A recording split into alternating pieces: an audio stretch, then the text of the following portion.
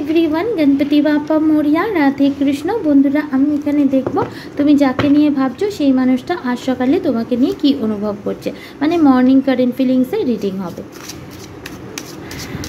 Divine universe angel spirit जादेर चोखेर सामने दिए এই রিডিংটা যাচ্ছে, যে সমস্ত ভিউয়ার্সরা দেখছে, সাবস্ক্রাইবাররা দেখছে, তার পার্টনারের আজ সকালে কারেন্ট এনার্জি কী। বন্ধুরা, এটা একটা timeless reading, it May or may not resonate with all, কারণ এটা একটা জেনারেল রিডিং। তো ওপেন মাইন্ডের সাথে রিডিংটা দেখো, যদি রেজোনেট করে আমাকে কমেন্ট সেকশনে অবশ্যই জানিও।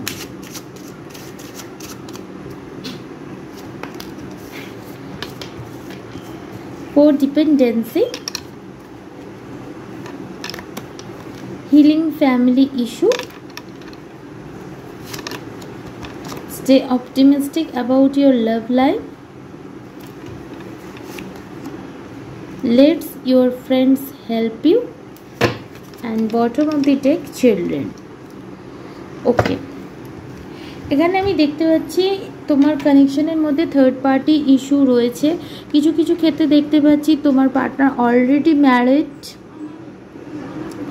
তার অলরেডি ফ্যামিলি রয়েছে, কিন্তু তোমরা একে অপরকে ভালোবাসো। কিছু জনের ক্ষেত্রে আমি দেখতে পাচ্ছি তুমি কারোর সাথে বিবাহিত, তোমার পার্টনার কারোর সাথে বিবাহিত, এবং তোমাদের মধ্যে একটা ডিপ সোল কানেকশন রয়েছে, একটা এনার্জি তোমরা অনুভব করো, কিন্তু তোমাদের সমস্যা হচ্ছে তুমি কারোর সাথে বিবাহিত, তোমার পার্টনার কারোর সাথে বিবাহিত।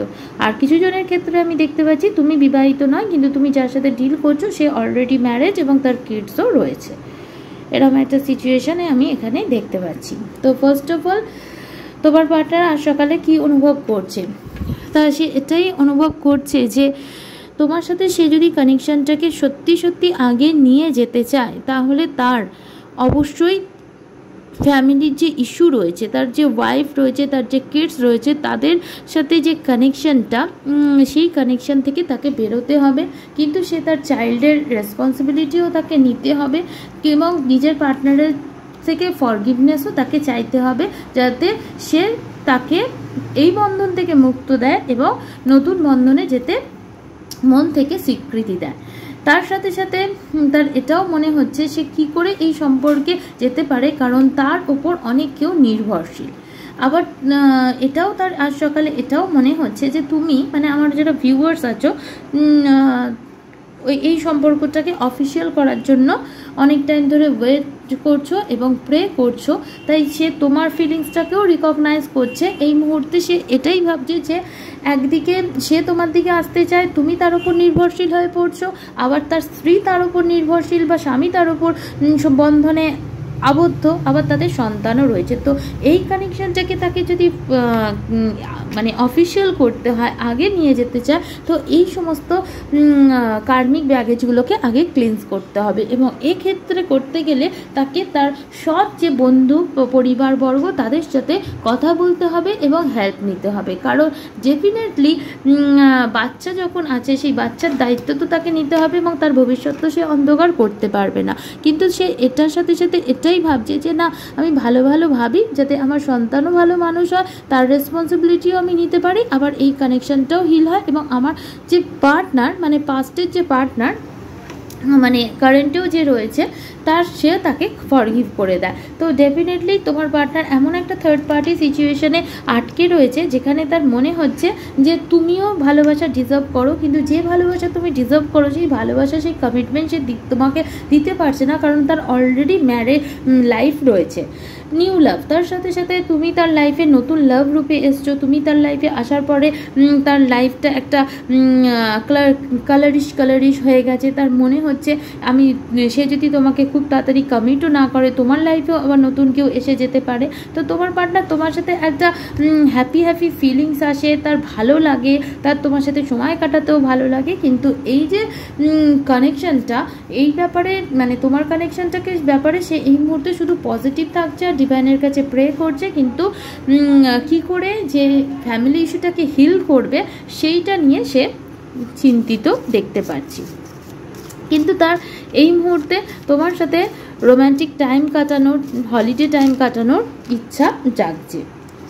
দেখি তার তরফ থেকে আর কি এনার্জি রয়েছে। New beginning, a new adventure awaits, embrace it and live your dreams passionately. সে এটাও মনে করছে যে সে যদি তোমার সাথে নিউ বিগিনিং না করে, তোমার যদি লাইফে নতুন বিগিনিং হয়ে যায়, নতুন কেউ এন্টার করে, তখন কি হবে? Sexual union and soulmate, definitely এখানে হানিমুনের কাজও আছে। এই মুহূর্তে তোমার পার্টনার তোমার সাথে খুব ইন্টিমেট হওয়ার তার এনার্জি জাগছে। Honor the place in one another where you are one eternal soul, for this will find true bliss. Definitely সে এটা জানে যে তুমি ভালোবাসা ডিজার্ভ করো এবং তোমার সাথে 3D লেভেলে ইউনিয়ন চাইছে, হলিডে টাইম স্পেন্ড করতে চাইছে, সেক্সুয়াল ইউনিয়ন করতে চাইছে, কারণ তার এটা মনে হয় তুমি তার সোলমেট।